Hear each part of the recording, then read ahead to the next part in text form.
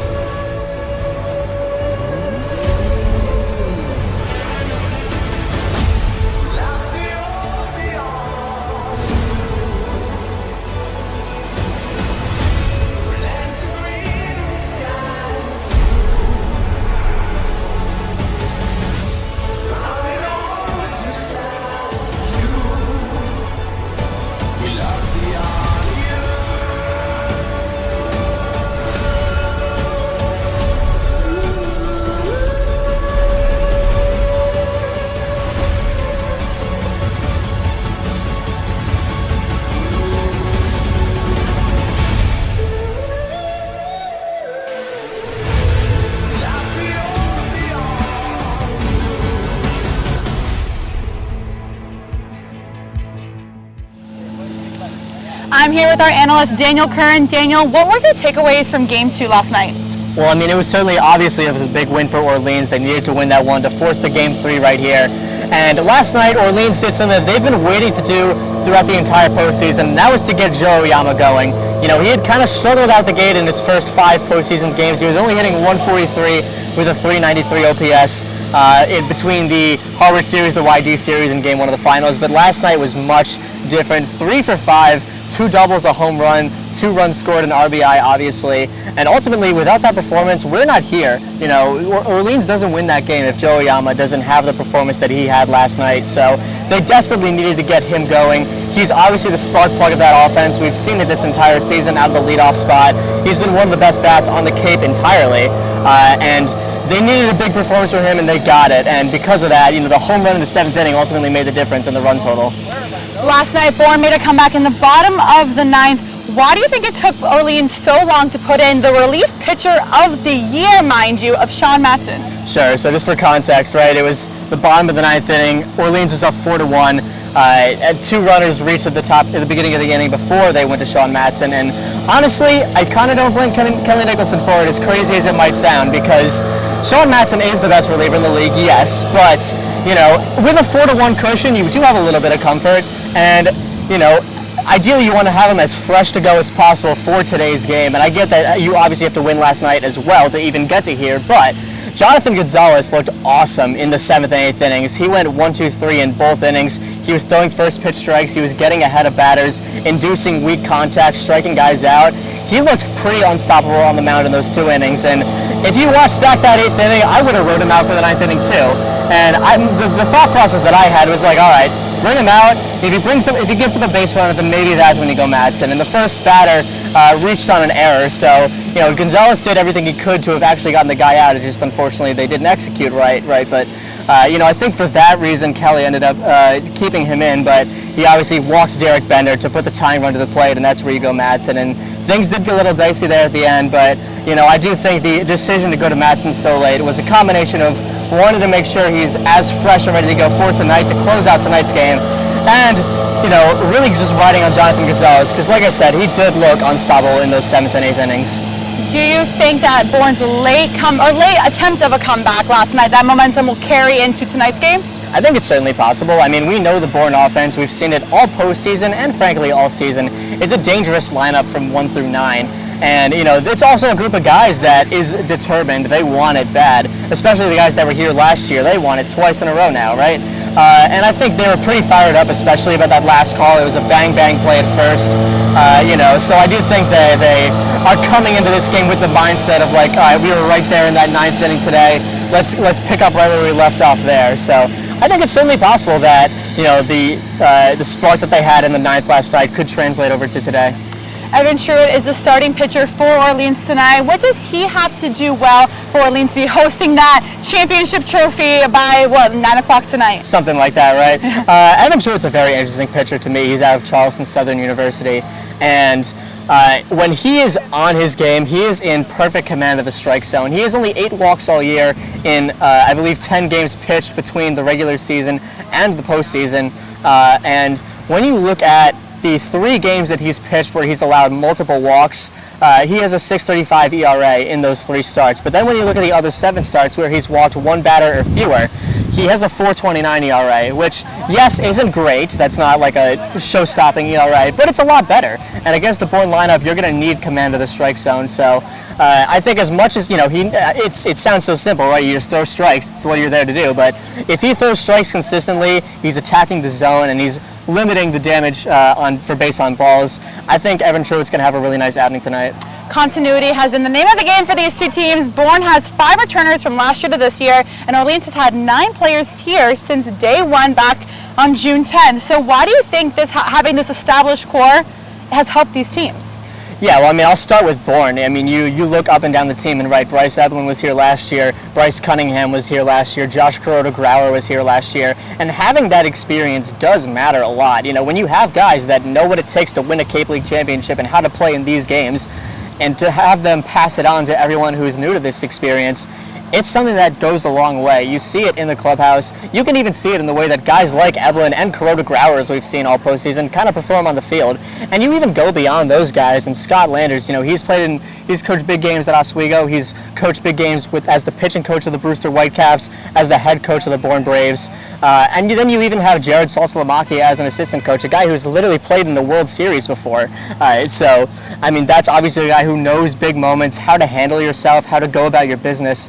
And to be able to translate that to everyone else on the field, that matters and that makes a difference. And I think that's a large reason why the Bourne Braves, as the 4th seed in these playoffs, got through the top 2 seeds in the West and got to this point and are now 1 win away from taking home the championship for the 2nd straight year. Now for Orleans, you mentioned 9 guys that were on the opening day roster that are still here, and that doesn't include other guys that have also been here for the majority of the season, right? Joe Oyama played his first game on June 14th. He's basically been here the whole year. Matt Hallback played his first game on June 18th. He's basically been here the whole year. So when you have a group of guys that have gelled together over the course of 2 months, that's a lot more time for you to get to know these people, to play with these people, to learn who they are as players and as people, and it that creates a very special bond, as we've all seen throughout summer ball with these players and even some of the interns with you and me and everyone else on this team. But having that sort of relationship, it motivates you to do the best you can together. So having all those guys on Orleans that have spent the whole season together, I think the mindset in that clubhouse is, hey, we've been here the whole year, we've come this far, why not keep going? So I think that mentality is definitely shown on the field for them throughout the playoffs, especially in their pitching staff. So in my mind, I think that's where it's at with Orleans. And last question, let's go back to Bourne. What does Bourne need to do tonight to close it out? Yeah, we know the Bourne offense is pretty dangerous from 1 through 9. You look from the top on down. There's not a safe out in that lineup, and we know that they're going to get runners on base. They've done it all postseason. They did it all season. What they need to do is take advantage of those opportunities, because that's been the difference maker in playoff games that Orleans has been a part of. Because when you look at the Harwich series and the YD series, opponents hit 3 for 14 against the Firebirds with runners in scoring position. That's a 214 batting average, Bella. You're not going to win a lot of games, especially on this stage, with that batting average with runners in scoring position. And in game 1 of the finals, the one that Bourne won right here at Eldridge Park, they had 3 hits with runners in scoring position. That doubled the amount from the previous 4 games for Orleans. So taking advantage of those situations, getting the key hits, that's going to be huge for Bourne tonight. And you look even back to game 2, they went 1 for 6 with runners in scoring position.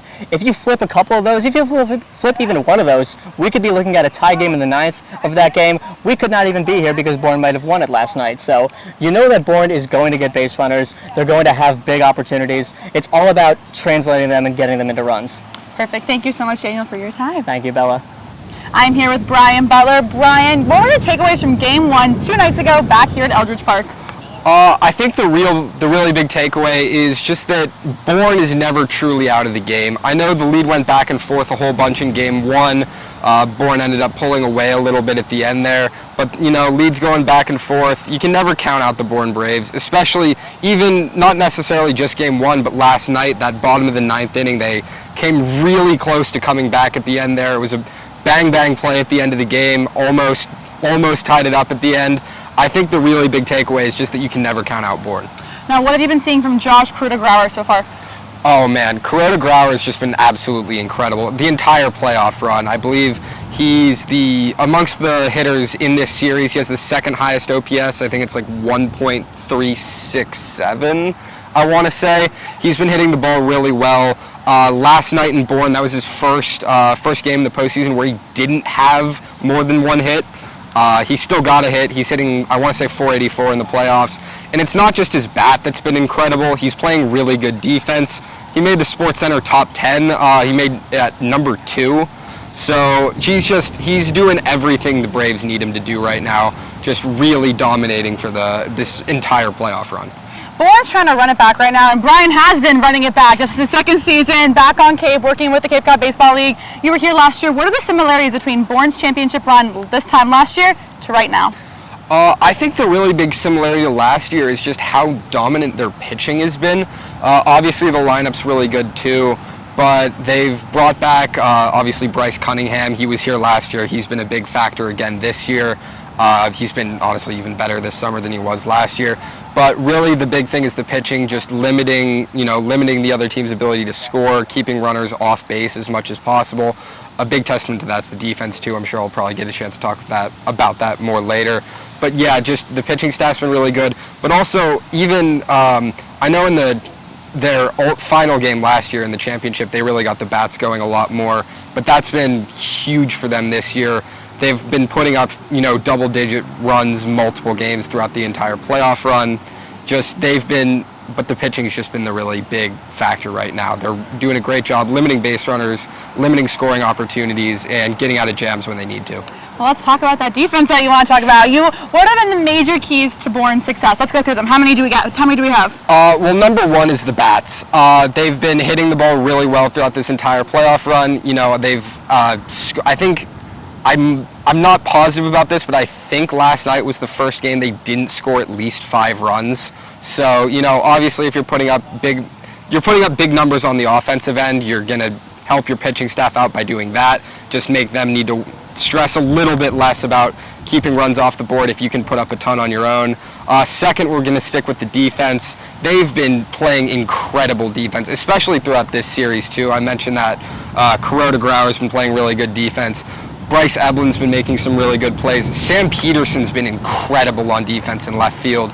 Just everything they've been doing defensively, they're doing a really good job helping out their pitching staff, keeping runners off base. Garrett Michel, I know first base isn't necessarily a position that you think about a ton defensively. He's been playing a really strong defensive first base. He's been keeping just about every throw he can in front of him. Everything defensively, they've been incredible as well. We got two big keys. So, switching to Orleans, what does Orleans have to do tonight to close this out at home? I think the really big thing is they need to have their bats going. This series more than they have, I know especially in their division final they had some trouble getting their bats going. This series they've been doing pretty well, putting up runs, but they really need to keep that going today, keep going strong with the bats, and also they really need to get a big, some good pitching performances tonight as well. Finally, give us your prediction for what you think is going to happen tonight. Who is going to close it out? Give us a score update. What do you think is going to happen? Give us some bold takes, some hot takes. I really think Orleans is going to pull it off tonight. I know we've been talking a lot about Bourne, but I think Orleans, they're looking for their first championship since 2005. Coach Kelly finally did it. He beat Pickler last round, first time. He was 0-9 before this past series. I really think it sort of feels like they're the team of destiny this year. Just all the stuff they've been through, they're really doing a good job.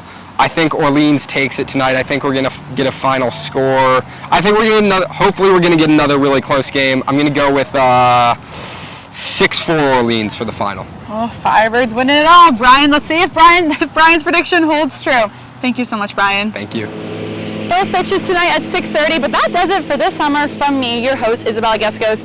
Thank you so much to Julia Foster, the producer, and literally the epitome of this show. Thank you to the Cape Cod Baseball League for giving us this opportunity. And in true words of The Truman Show, good afternoon, good evening, and good night. But my own little spin, I know I'll see you soon.